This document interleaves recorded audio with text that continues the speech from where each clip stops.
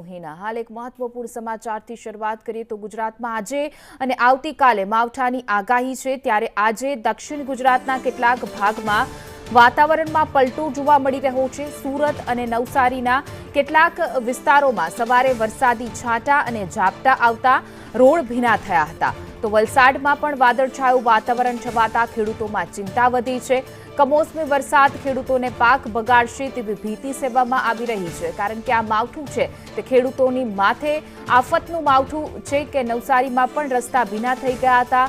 અનેક વિસ્તારો જેમાં ખાસ કરીને દક્ષિણ ગુજરાત કે જ્યાં વાદળછાયું વાતાવરણ જોવા મળી રહ્યું છે। સુરત નવસારી હોય કે વલસાડ, આ વલસાડ નવસારી અને સુરતના દ્રશ્યો અમે તમને બતાવી રહ્યા છીએ કે જ્યાં ઘોર અંધારું થયું હતું, વાદળછાયું વાતાવરણ થયું હતું અને ઝરમર વરસાદ પણ ક્યાંક ને ક્યાંક જોવા મળ્યો હતો।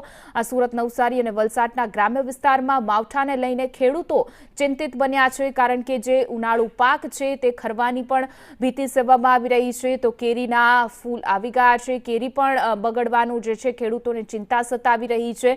જે રીતે આગાહી કરવામાં આવી છે, હજુ માવઠાની આગાહી છે 2 દિવસ રહેશે, જેમાં લઈને ખેડૂતો ચિંતિત બન્યા છે।